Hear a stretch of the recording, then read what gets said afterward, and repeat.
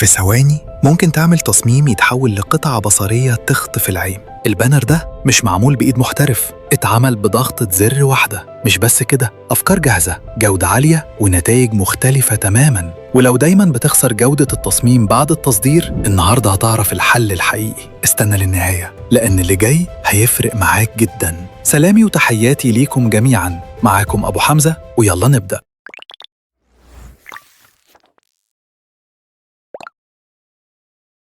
عايزك تركز معايا كويس في الفيديو بتاع النهاردة، علشان حرفياً هيخليك تعمل أي بانر بأي مقاس في ثواني وبأكتر من ستايل كمان. أولاً تعال أشرح لك البرومبت اللي هنشتغل عليه لأي شكل بانر أو مجال أنت عايزه.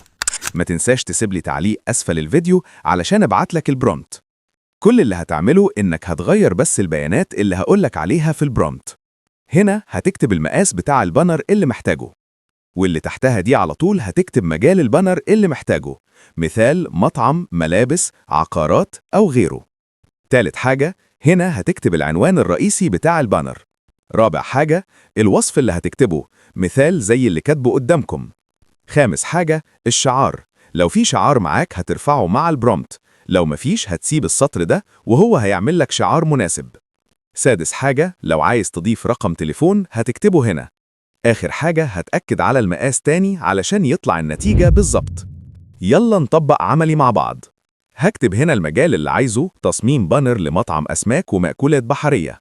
بنزل تحت واكتب اسم المطعم، مثلا أسماك ابن حميدو، واكتب هنا الوصف اللي على البانر للمأكولات البحرية مشوي ومقلي.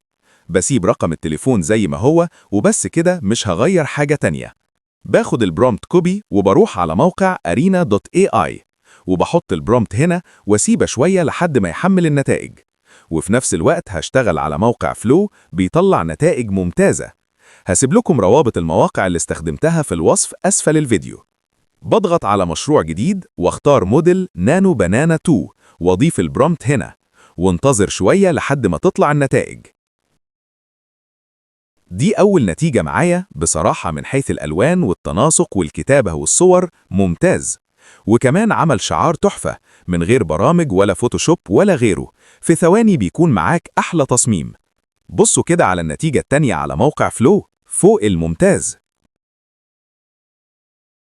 طب شوفوا كده النتيجة التالتة في حتة تانية خالص، كلهم من نفس البرومبت بس كل موديل وستايله. طب تعالوا نجرب مجال تاني خالص بنفس البرومبت بس هنغير البيانات علشان أثبت لكم إن البرومبت ده شغال مع أي مجال. هنكتب هنا لشركة استثمار وتطوير عقاري، وهكتب اسم الشركة حمزاوي للعقارات، وتحت الاسم في الوصف هكتب للاستثمار والتطوير العقاري، وهسيب رقم التليفون زي ما هو وكل حاجة من غير تغيير.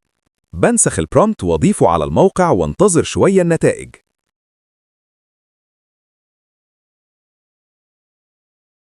شايفين النتيجة؟ مش محتاجة كلام تاني.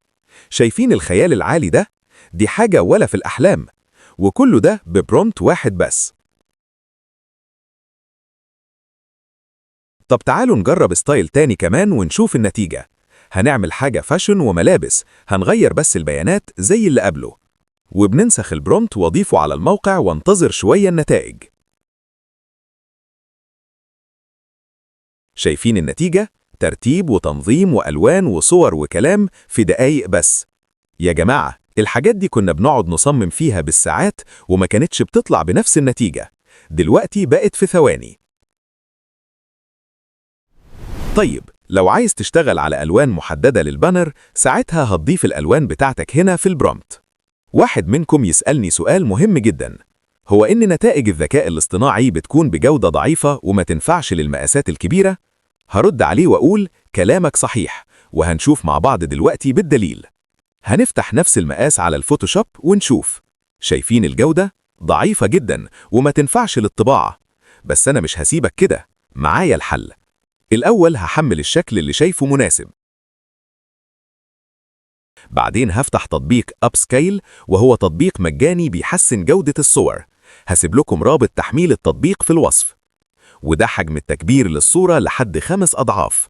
بتضغط هنا علشان تختار الصورة، بتختار الصورة وبعدين تضغط على أبسكيل وتسيبه شوية لحد ما يحسن الجودة. بعد كده تشوف النتيجة.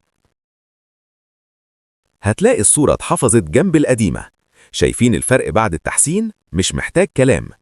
بترجع تفتحها على الفوتوشوب علشان تتأكد من المقاس والجودة. مفيش أي بكسلة، كل حاجة واضحة قدامكم. أنا عملت التجربة كاملة قدامكم علشان تعرفوا تطبقوها ومفيش حاجة تقف معاكم.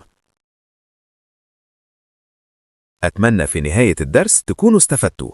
ما تنسوش تبعتولي في التعليقات علشان أبعت لكم البرومبت، واللايك الجميل والاشتراك علشان نكمل معاكم. والسلام عليكم ورحمة الله وبركاته.